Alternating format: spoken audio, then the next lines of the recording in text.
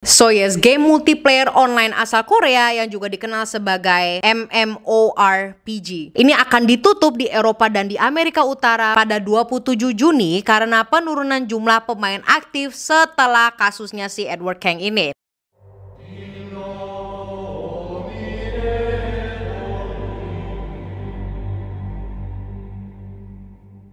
Hey guys, Vigets, apa kabar? How are you hari ini? Welcome back to Shumi. Happy Sunday, happy Sunday. Sampai sekarang ini gue belum mainin DLC-nya Elden Ring, Shadow of the Earth Tree. Manalah fan artnya si Mesmer ada di mana-mana. Hikan dulu, Fanyo. And obviously gue nggak tahu lore atau cerita belakangnya Mesmer itu seperti apa, maupun ngeliatin gameplay orang-orang yang mainin DLC itu. Cause I wanna experience it myself.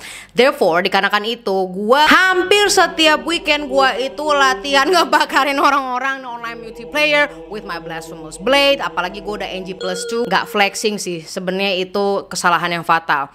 Apalagi mau main DLC yang baru. And I was having a lot of fun. Yaudah gitu kan, gue main Elden Ring lagi. Terus tiba-tiba gue berhenti sejenak nih.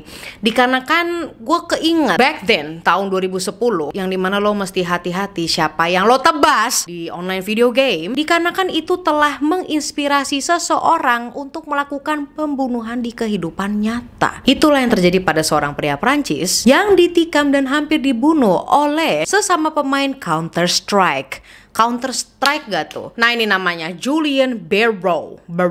How do you say? You know what? It don't matter, he a killer. Dilaporkan menghabiskan 6 bulan untuk track down, melacak. Anjir, ngapain coba ngabisin 6 bulan buat nyari nih orang gitu. Orang yang ngebunuh dia, ngebunuh karakter online-nya lo ya, dalam pertarungan pisau virtual gitu di Counter-Strike. Ya gue gak pernah main Counter-Strike, so I don't really know the mechanism. Dan akhirnya dia nemuin kan tuh, yang ternyata udah selama 6 bulan itu, orang yang dicari itu tinggal beberapa miles dari tempat rumahnya. Ya lebih tepatnya tuh 2 jam di utara Paris. Pria berusia 20 tahun itu dengan santainya ya membawa pisau dapur dan pergi ke rumah orang tersebut, lalu dengan brutalnya menikam dadanya. Korbannya bernama Mikael dan fortunately dia selamat dari serangan tersebut. Gila nggak tuh? But in today's video gue bukan mau ngebahas si cowok Prancis ini. Lebih tepatnya 2 minggu lalu nih ya, ada seorang remaja dongo yang berumur 20 tahun juga, umur udah pala 2 masih dongo, telah didakwa dengan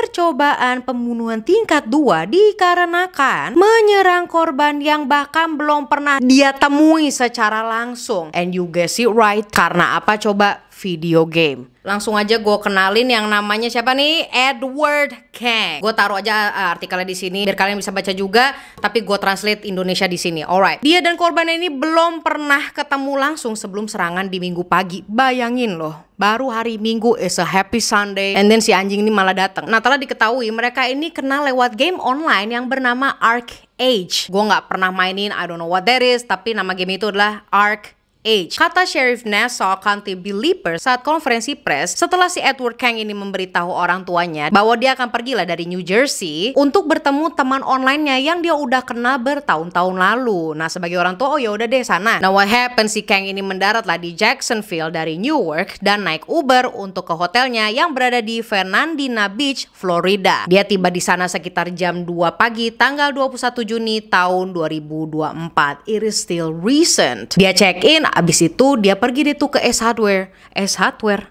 Gua kira cuma ada di Indonesia, perasaan gue nggak pernah ngeliat itu. But anyways, it don't matter. Dia kesana lah untuk beli palu dan senter sesuai dengan struk yang ditemukan di kamar hotelnya, kata Sheriff Leeper. Lalu sekitar 48 jam setelah kedatangannya, Edward Kang pergilah ke rumah korbannya dekat Fernandina Beach dan masuk lewat pintu belakang yang tidak terkunci. Nah, si korban ini tidak curiga sama sekali dikarenakan dia sedang bermain video game di kamarnya. Terus dia bangun deh tuh dari kursinya buat ke kamar mandi. Nah, ketika ia membuka pintu, ketemulah itu Edward Kang yang mereka sama sekali nggak tahu juga mukanya, cause they just playing online. Dia bingung kan itu siapa. Si Edward Kang telah menyerang dia dengan palu sambil mengenakan pakaian serba hitam, sarung tangan dan masker. Pada saat itu di dalam rumah ada ayah tiri korban yang mengatakan bahwa dia terbangun oleh teriakan minta tolong dan langsung dia masuk ke kamarnya itu kan untuk menemukan dia sedang berjuang di lantai dengan Edward Kang. Dan kondisinya itu mereka berdua berdua lagi rebutan palu. Lalu ayah tirinya ini berhasil deh melucuti dan menahan Kang sampai para deputy tiba ke rumahnya sekitaran jam 2 pagi hari Minggu. Nah, bentukan crime scene-nya itu juga ngeri sih karena adanya darah di pintu masuk rumah dan di kamar tidur korban. Si sheriff ini mengatakan kedua gamer ini masih berusia 20 tahun dan mereka berdua itu dibawa ke rumah sakit. And what happened? Keduanya telah dibebaskan. Tenang, dibebaskan dari rumah sakit. Yang dimana si Edward Kang ini ditahan lah dan dibawa ke penjara Nassau County. Edward Kang stood before a judge in a Zoom call from the Nassau County Jail. His mother joined the Zoom call from New Jersey. Juvenile has never had any contact whatsoever. Sementara si korbannya ini kan tadi dia udah sempet tuh kena keprukan juga ya. Gak tahu gimana ada miracle ya, keajaiban.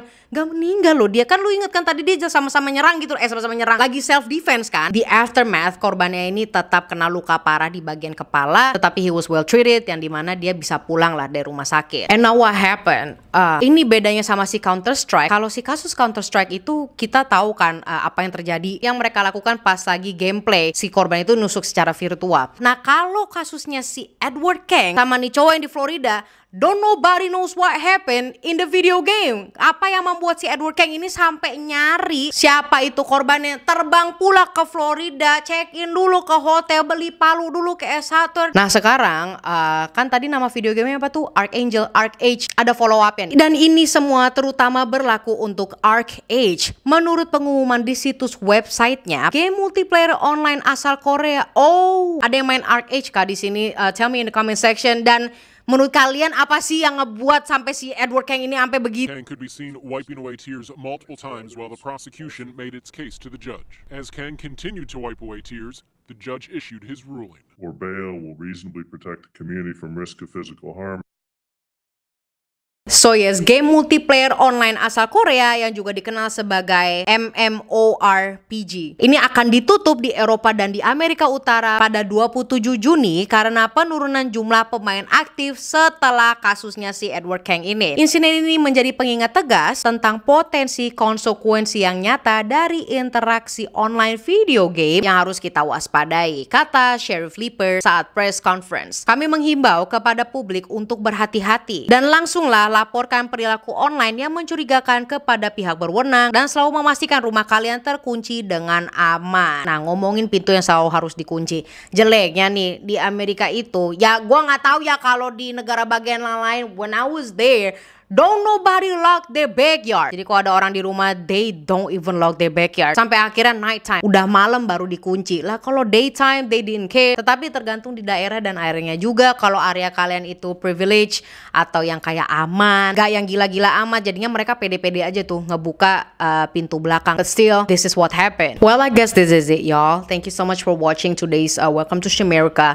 Sebenarnya ini jatuhnya paranormal ya, karena ini kasus percobaan pembunuhan. Let me know in the comment section, what is your thought about this case? Apakah kalian pernah berantem secara online? Gue ngomongin ini video game ya, bukan netizen sesama netizen di Twitter atau di Instagram komen, bukan. Dan itu orang atau lu sendiri keselnya tuh pengen gue pukul nih kalau misalnya gue ketemu beneran. Pernah nggak kayak gitu? Cerita aja di bawah so everybody knows what happened. I will see you when I see you. Don't forget to like, subscribe, follow us Instagram @SashaXMarissa. Goodbye and I love you guys.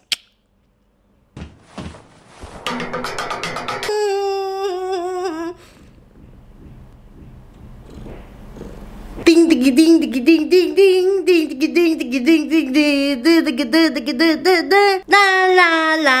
Maju sana, mata ke kamera, kita tunjukkan siapa ini hostnya sekarang. Hey guys, Vigets, apa kabar? How are you hari ini? Welcome back to Mickey's channel.